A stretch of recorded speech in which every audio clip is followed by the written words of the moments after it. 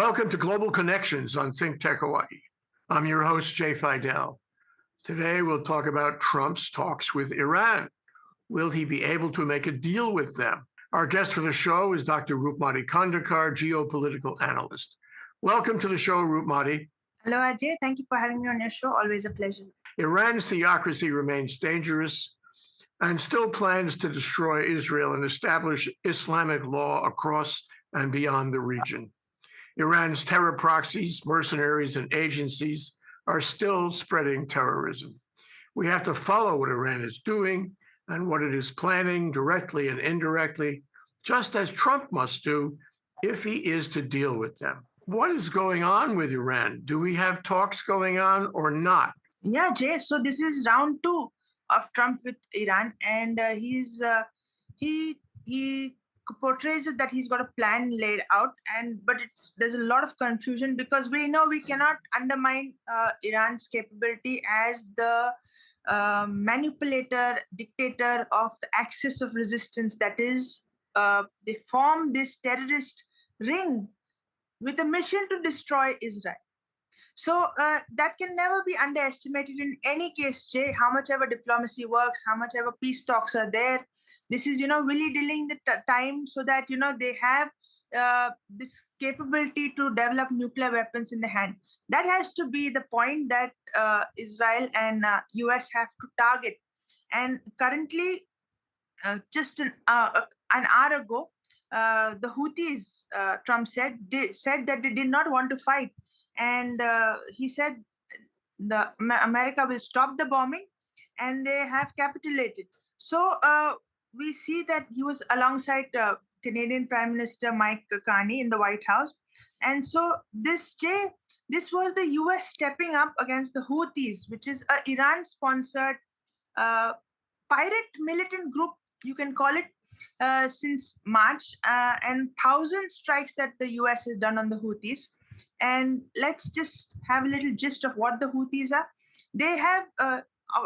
They have literally blockaded this area in the Red Sea from where around 15% of the global sea trade travels. So they captured 2 big ships and the third one and the fourth one, and 4 others. 4 crew members they killed. So it was affecting global trade on a very large scale, Jay. And Biden had started this attack on the Houthis, and Trump continued it.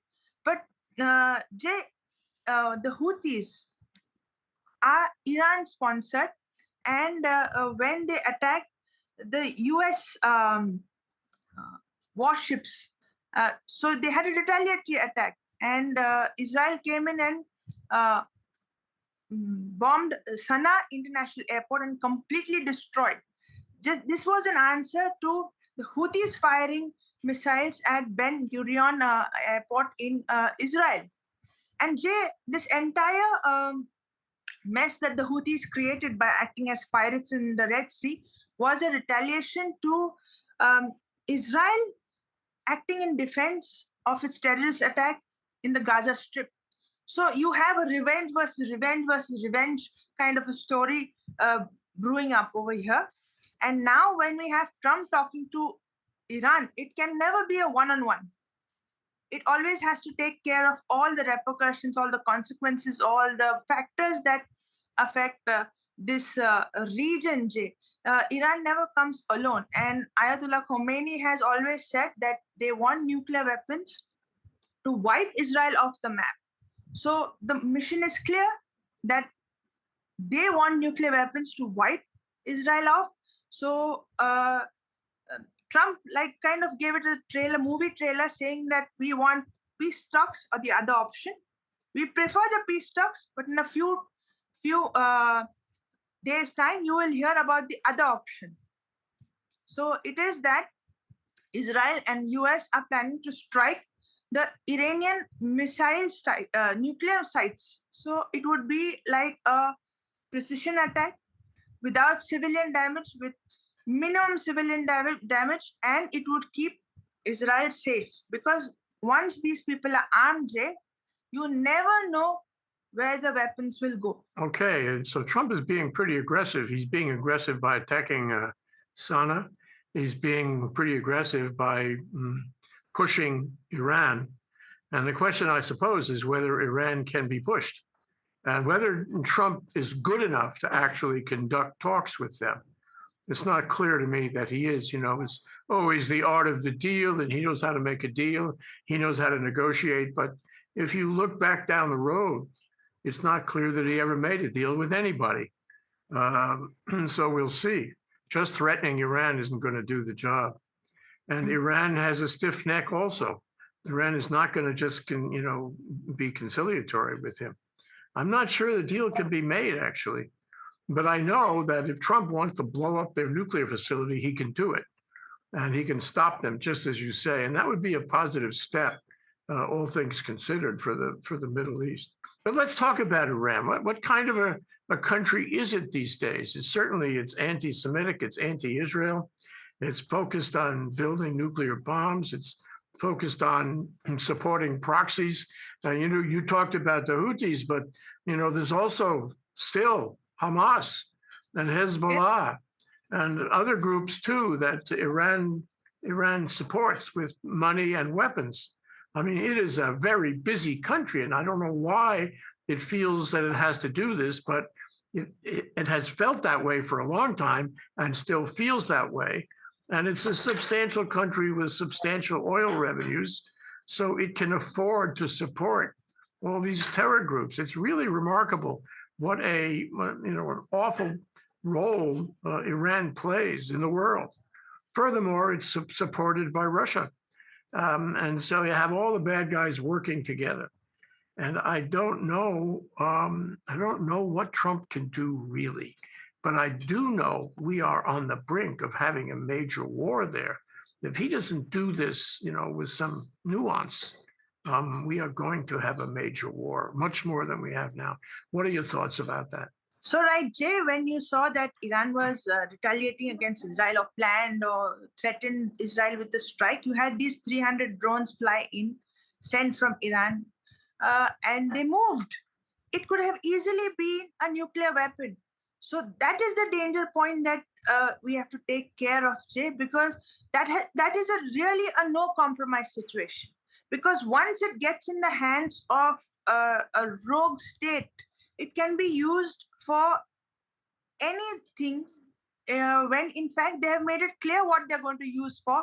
So ignoring that fact would be a grave mistake on our part. So what Trump and the US administration after Trump would also focus on is that it's a one-line statement that Iran cannot have a nuclear weapon.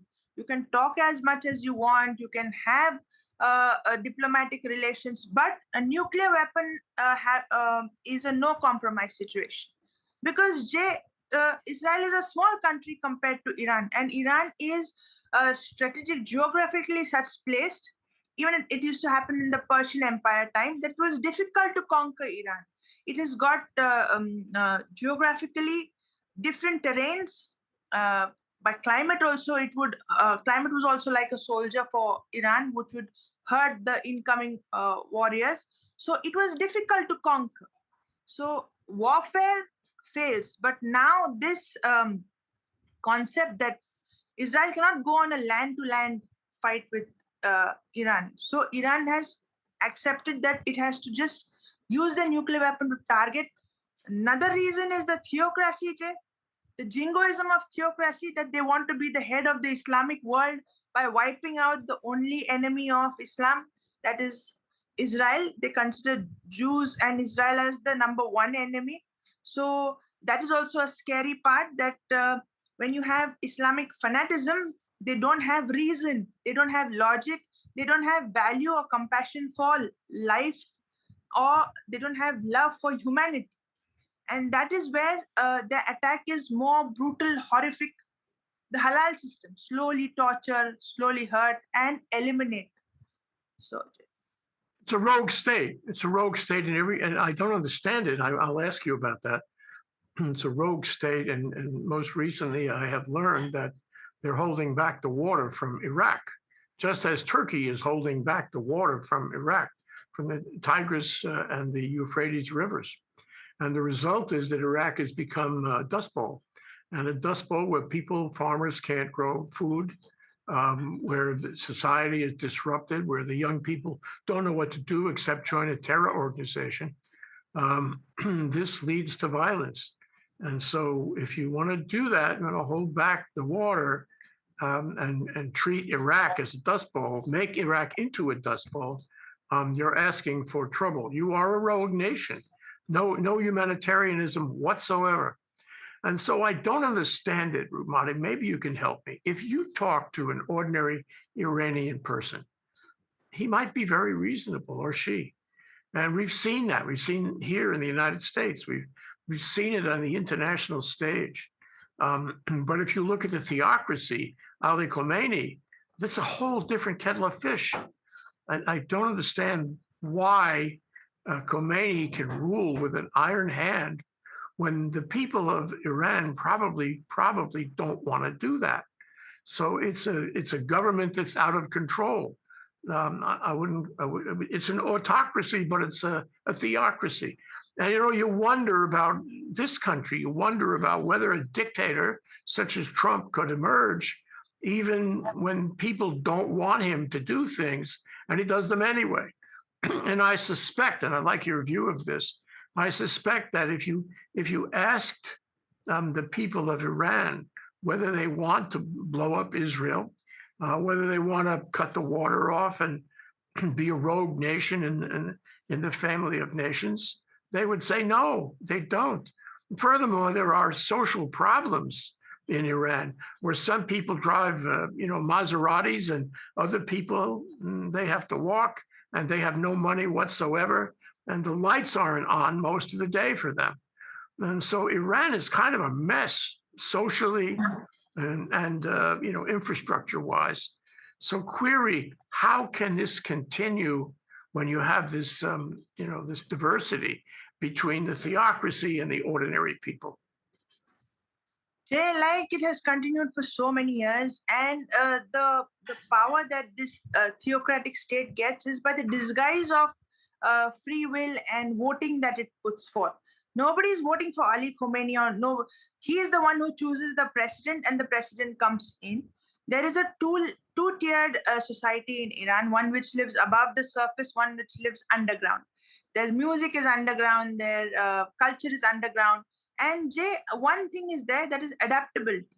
The population of Iran has adapted to this kind of a life, and so they don't voice their opinions. If they voice it, it will be subdued, or they will be forgotten. They don't have a real voice. You see, even the students in our countries were protesting on the road against policies which they did not like. You cannot have it like that in there. There's a fear on them. There's a domination on them by the state, and they have lived with it. They are conditioned for that. And if you keep, I'll tell you, Jay, there is a majoritarianism. I don't think how much ever we are compassionate about the domestic population, we cannot expect them to go against their underlying current of hating Jews and Israel. I used to not think there was a real hatred versus Jews or Israel. Through the course of events and through research, through seeing, through study, I understood that there is a real hate in these people against Israel. And it cannot be denied, Jay, how much ever you ignore it. It is a reality which we have to accept. And once you accept that, you are prepared to face the other person. All these happenings are because we forgive. We feel that maybe they have a heart, maybe they have compassion. At the end of the day, Jay, we have to understand that there are civilian shields, there are supporters, there are people who voice their opinions more strongly against Israel rather than against their own country or government which they are suffering under. They would give two bad words to Israel rather than give two bad words to the country's theocratic government, which makes them suffer and live a very hard life. But they don't do that. And we cannot underestimate a country's people, Jay. They are in sync with the country. So it functions for such a long time. Otherwise, the revolution throughout the Shah of Iran in a couple of more months, why has it the domestic population, which is so naive, which we consider, or which is so true to their hearts, or they have a different mindset, why haven't they been able to overthrow the government and bring in that liberal mindset again? The Taliban wanted to throw it, they came back, they went back. So the domestic population is too lazy, too lethargic, or too much in sync with the government. It's one of these things, Jay. Oh, maybe they're in fear also. I mean, it's a Yes. combination of things. I mean, they Yes. got pretty bad prisons in Iran. Oh, yes. And if you speak against the government, you're going to wind up in jail. There is no rule of law or anything like that. And if you're in jail, you have a fair chance of staying there forever. And so, people are probably terrified. I know they are. I know they are. Not all of them. Some of them are fully anti-Semitic, anti-Zionist, anti-Israel. But I think many of them would take another path if they had an option, but they don't see an option. It's a very dangerous place to be. Remember that woman who refused to wear the hijab and she was killed a couple of years ago? That's the way it is. We're talking about a theocracy here. The other thing you mentioned, and I'm glad you mentioned it, is the 1979 end of the Shah of Iran and the emergence of the theocracy. And I think what happened in those days, whether it existed that way before or that whole series of events kind of catalyzed their view of America. But right now, and since 1979, clearly, they have hated America. We are we are their enemy in every way, and they connect us up with Israel. So Israel, America, and anybody who is, sympathetic with Israel is their enemy. And then, therefore, they have developed this whole system of proxies and extremists and violence and terrorism. And I don't see that as ending anytime soon. So if you ask me, put me in Trump's shoes, this is not easy. Put me in Trump's shoes, looking down the path, trying to figure out how I can use my bag of tricks to get them to stop making bombs. And by the way, they're very close to having working bombs. This is a matter of weeks or months, but not longer than that. They can do it, and soon. And so the question is whether he can do this. This is his greatest, may I say, geopolitical challenge of all. Because if he doesn't do it right, the Middle East is going to be in flames. Yes, Jay, you talk of the urgency, and that is why the second option that they have chosen is to blow up the nuclear sites of Iran. Israel and America have decided on that they want to blow up the nuclear sites so that they don't get a weapon in hand. And Jay, the domestic population trying to overthrow the government, you think the external factors have not gone in and tried to awaken or support the domestic? They don't have this coalition to go against the theocratic state, Jay. And they are more pro-Iran than pro-outside. That is the problem, Jay. If they were a little bit also on a neutral side with the outside, they would have been more responsive to the help that is coming from outside. They prefer the sanctions to live in poverty, to live under domestic pressure, but they want to support their government. Giving bad words, but they support that's why it's continued for so long, Jay. Tell me which country has this theocratic setup if they did not want it that much. There would have been protests and a little bit of more protests rather than single people going to prison, Jay. I am reminded of the Jewish festival of Purim, which takes place every year in March. And it celebrates the success of a woman named Esther, who was a consort to the king, Nebuchadnezzar, who was a king of Persia at the time, and Mordecai, who was I think he was her brother or father. And I'm sure it's driven out of, a true narrative. But there was a lot of anti-Semitism in Persia even 1,500 years ago, 2,000 years ago. And there was a fellow named Haman who was the advisor to the king, who advised the king to kill all the Jews. And that plot was undone by Esther, who was very beautiful, and the king, believed in her, and so she told the king, "You can't do that." At the end of the day, Haman was killed. The king killed Haman, and the Jews were spared in Persia. I'm telling you the story because even thousands of years ago, there was anti-Semitism deep Yes. in the culture of Persia, now Iran. They have never stopped with Yeah. that strain of anti-Semitism. It may be different, but it's still there, and it's historical. I think the tough question for us today, Roopmati, is what in the world is going to happen here? Trump is not particularly reliable. If he makes a threat or a promise, you cannot assume that will, happen. His relationship with Netanyahu is a troubled one, and I think he's exposed Netanyahu to all kinds of trouble in and around Israel and in Gaza and so forth. And Netanyahu is working the mission that Trump has set out for him, and using the weapons and the support that Trump is giving him, which, I suppose there's an argument that that's a good thing. Some people believe that. But in general, it seems to me that that's incendiary. It is being incendiary right now, and it is not necessarily succeeding. So what you have is Trump and Netanyahu and all this violence from all sides around Israel. You have feelings are so high in the Islamic community, and probably in Iran, and they link their own future, whether it's to kill Israel or simply to have the mechanism to defend themselves.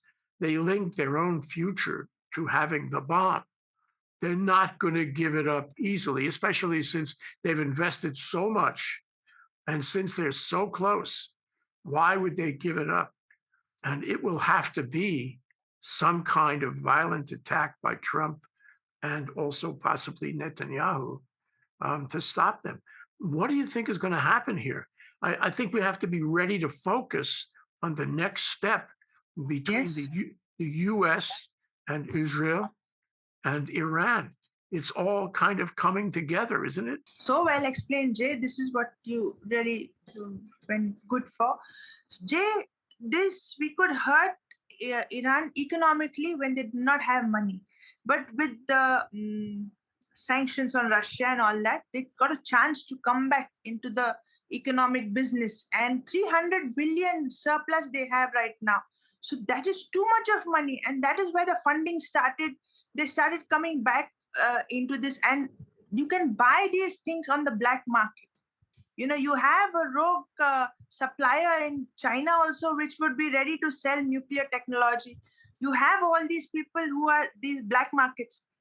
There's a joke on the side, Jay, that Pakistan today has sold 300 and not today, they don't have shell ammunition to fight India because they sold it to Ukraine for $365 million. They sold it. So if you have something in your hand and you want the greed of money, you will sell it, leave alone the country. That will go into corruption, that will go to the army officials, everything.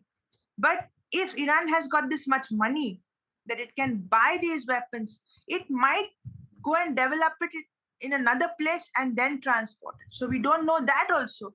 So Israel and US have to take it to the next level, the next step. It is going to be violence for violence, because there is a saying, war to bring about peace. And this is exactly what is going to happen, Jay. America and Israel will have to go in violently to stop Iran, because it's not going to. It is a sweet talker, Jay. It is a sweet talker, like the domestic population of Iran. Their language is also very sweet. You feel that they will sweet talk you, but they will do what they want exactly. So this is the condition of Iran. They will sweet talk diplomacy, but develop the nuclear weapon by hook or crook. And what about the harbor 2 weeks ago? The harbor, it blew up. There was a fantastic explosion, and nobody has stepped forward and admitted responsibility. That could have been domestic terrorism by people who don't like the theocracy. It could have been the Israelis, who we know the Israelis have agents in Iran. So the question is, what does that signify as an option, as a possibility, an internal attack? Bandar Abbas was the port that was destroyed, and it is a strategically useful port. It is Iran's entry into South Asia. It is also a port which can be given out to rogue countries like now, because of the current situation, you can say Pakistan. For if their port is smashed, damaged in the warfare, Bandar Abbas is the port which is closest to Pakistan, which can be used for refueling, for takeoff, for all these emergency warfare techniques. So, for Israel also, it is a launch pad for all these aircraft to take off. So, by crippling this port, Jay, you actually reduce Iran's strategic capabilities because they rely very heavily on Bandar Abbas. It's, if you see the map, it's very close to. It's a very well developed port. Let's assume for a minute that one way or the other, with the American fingerprints on it and the Israeli fingerprints, that alliance is able to blow up the nuclear refinement facility in Iran. And that, it's remote. It's in a rural area. It's not like going to be a lot of collateral damage if they blow it up, and it will stop the effort to build bombs. I mean, remember a few years ago, the Israelis, with some cooperation by the U.S., by Barack Obama, they did the Stuxnet virus, and the Stuxnet virus was a virus that traveled around the world in Siemens equipment, and it was programmed so that it would actually do damage in Siemens equipment that was being used in that particular facility in Iran, and it made them spin out of control, and all these Siemens controllers, blew up, and that cost Iran some months or more in their effort to build a bomb. And so this is an ongoing war, and it's a clever war. But let's assume for a minute that it has to be bombs. Let's assume for a minute that the only way to deal with this, and maybe Trump would see it that way, is to blow up their refinement facility, and soon. If that happens, who, if anyone, comes to Iran's help? Does Russia step in? Does China step in? Is there anyone who would step in and say, "Wait, you can't do that to our friend Iran"? Jay, that is difficult to say because when something like this happens, the first point of support that these states look for is the OIC. They look for this effort, but there is a lot of infighting amongst the Shia Sunni divide is very huge and very. We don't feel it. We just call them Muslim or Islamic, but they have a very acute divide in between them, between the Sunni and the Shia.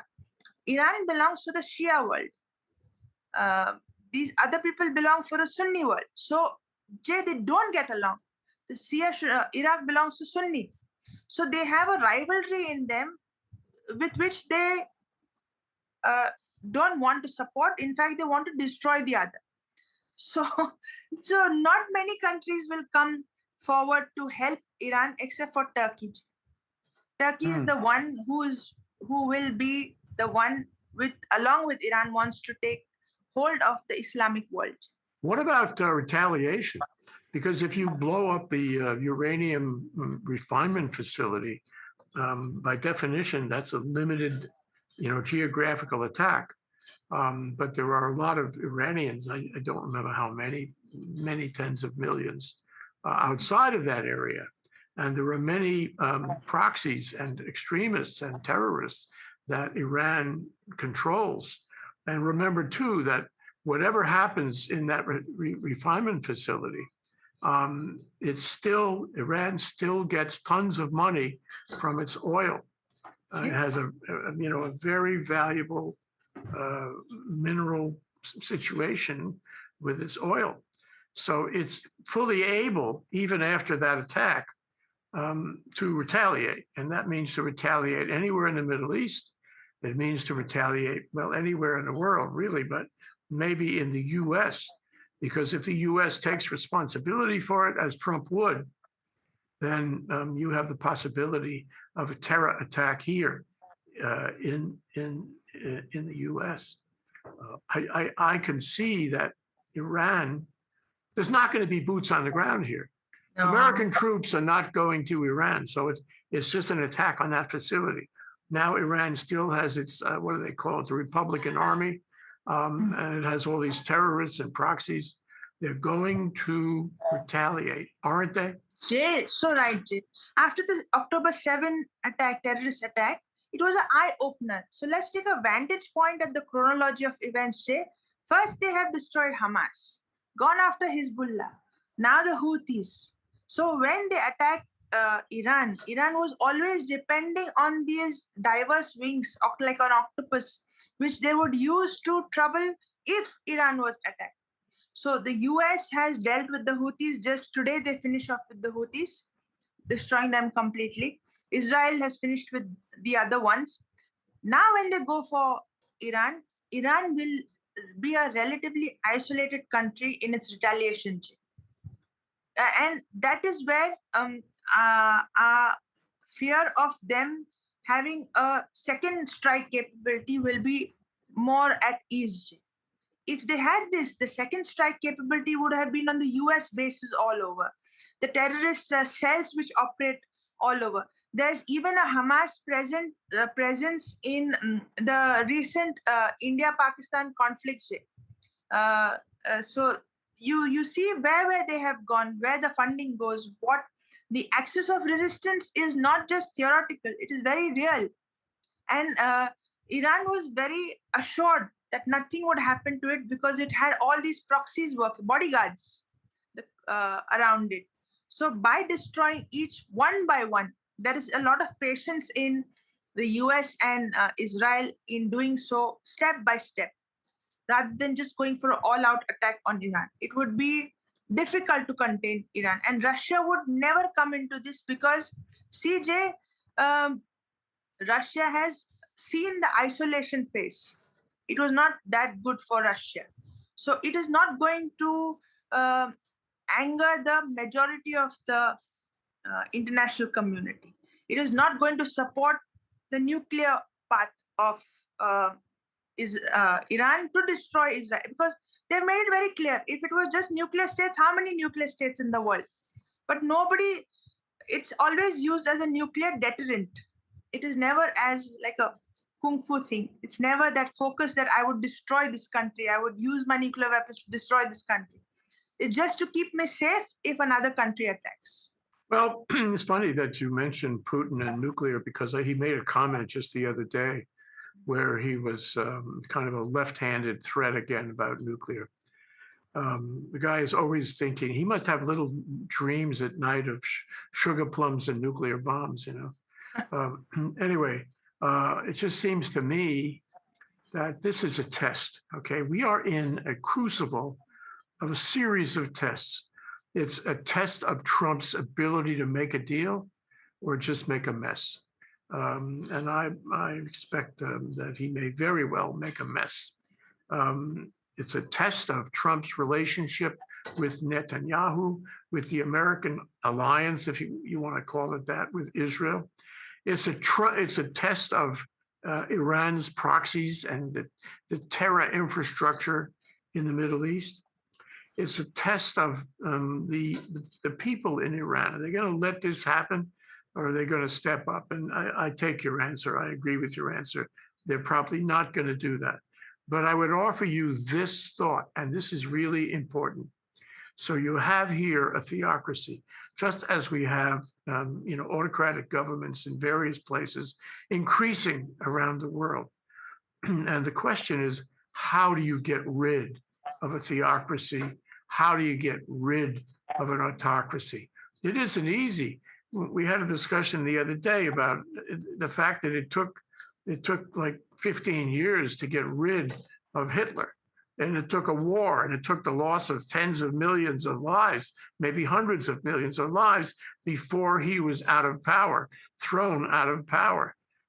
So once you have an autocracy, or in this case, a theocracy, which is really the same thing, in place, it's not so easy. Don't have a lot of options to remove it, except, as you said, by violence. So it's a test.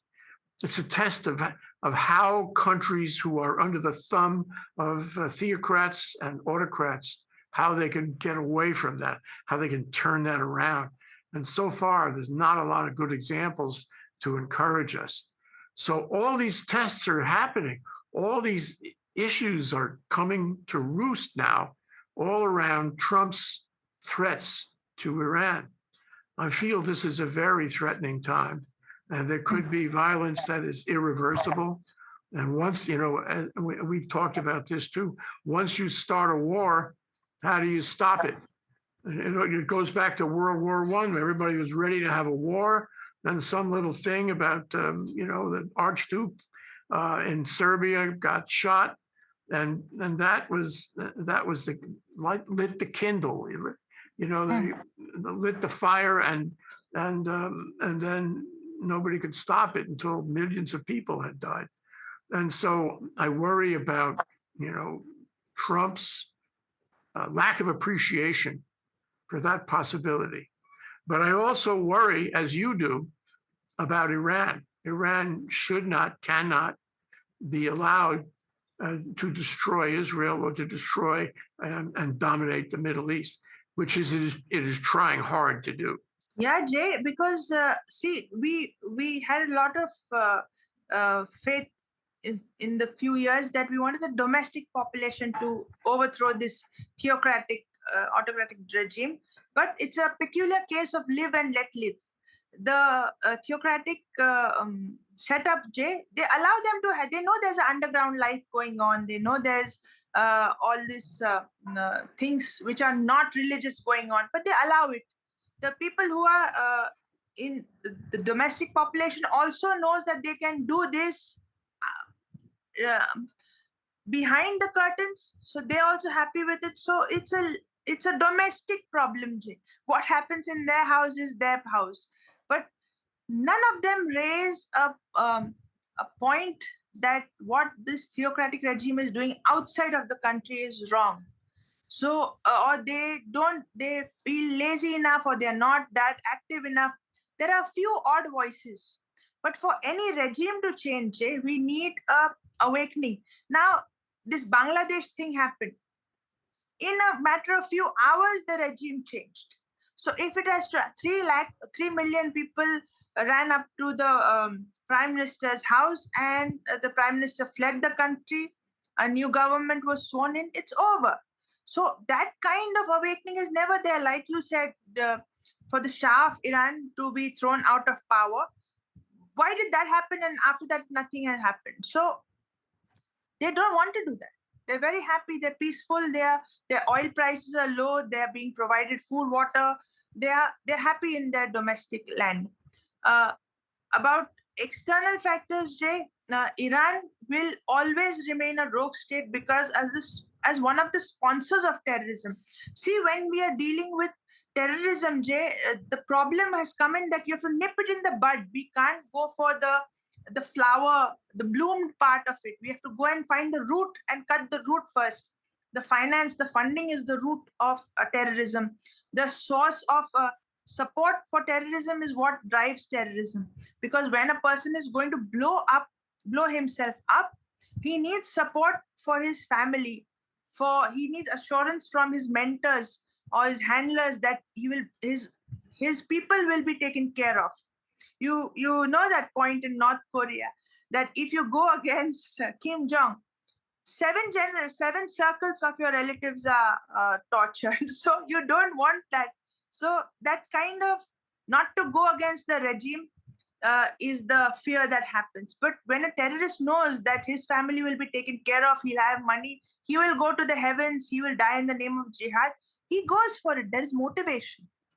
So terrorism requires this motivation. We have to cut the motivation, Jay, of funding, of support, and Iran stands to be one of the main supporters of terrorism in the entire um, circuit. You remember there's a golden crescent, golden crescent for drugs, golden triangle for this funding. This Iran, Turkey, and Pakistan are three of the main sponsors of terrorism in today's world. Oh my goodness. I don't see a light at the end of the tunnel. Well, we'll have to follow what Trump does. I mean, Yes. he could solve the problem maybe, but he could also accelerate the whole violent cycle in the Middle East, and all of this is likely to happen in the near term. So we'll have to cover it again. There's so much to cover, Roopmati. Why is it that I feel that we have a greater choice, a greater selection of topics now than we ever had before? And that's a metric on how much trouble there is in the world, isn't it? True, Jay. Compassion going down and trouble going up. But we'll keep on talking. Yes, we will. For today, we'll leave it there. Thank you so much, Dr. Roopmati Khandekar, geopolitical analyst. I'm Jay Fidell, host of Global Connections. We've been talking about Trump's talks with Iran. Oh, let's see what happens. Thanks to our viewers for watching. We'll see you again soon for the next one. Aloha. Aloha, Jay. Thank you so much.